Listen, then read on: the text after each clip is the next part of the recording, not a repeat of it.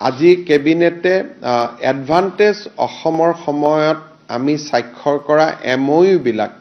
আমি পৰ্যালোচনা কৰো আৰু এই MOU বিলাকক যাতে আমি বাস্তৱত ৰূপায়িত কৰিব পাৰো তাৰ কাৰণে কেইবাটাও সৰু সৰু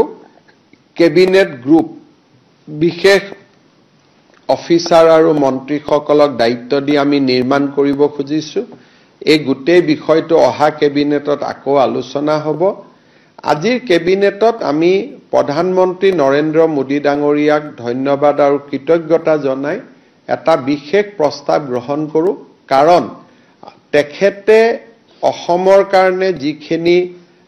প্ৰচণ্ড আগ্ৰহ দেখুৱালে উদ্যোগপতিসকলক অসমত বিনিয়োগ কৰিবলৈ তেখেতে যি আহ্বান জনালে ৬২খনতকৈ অধিক ৰাষ্ট্ৰদূতক অসমলৈ তেখেতে অহাৰ বাবে ব্যৱস্থা কৰিলে ডক্টৰ জয়শংকৰ ডাঙৰীয়াই নিজে প্ৰতিনিধি মণ্ডলটোৰ দায়িত্ব ললে সেইবাবে আজি আমাৰ কেবিনেটে প্ৰধানমন্ত্ৰী নৰেন্দ্ৰ মোদী ডাঙৰীয়াক কেবিনেট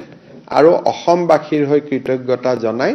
এটা বিশেষ প্ৰস্তাৱ গ্ৰহণ কৰে আজি কেবিনেটে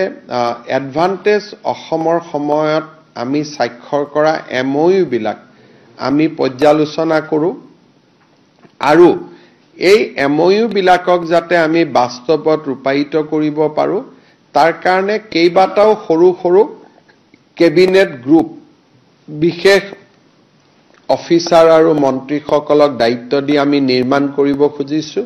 এই গোটেই বিষয়টো অহা কেবিনেটত আকৌ আলোচনা হ'ব আজিৰ কেবিনেটত আমি প্ৰধানমন্ত্ৰী নৰেন্দ্ৰ মোদী ডাঙৰীয়াক ধন্যবাদ আৰু কৃতজ্ঞতা জনাই এটা বিশেষ প্ৰস্তাৱ গ্ৰহণ কৰো কাৰণ তেখেতে অসমৰ কাৰণে যিখিনি প্ৰচণ্ড আগ্ৰহ দেখুৱালে উদ্যোগপতিসকলক অসমত বিনিয়োগ কৰিবলৈ তেখেতে যি আহ্বান জনালে ৬২খনতকৈ অধিক ৰাষ্ট্ৰদূতক অসমলৈ তেখেতে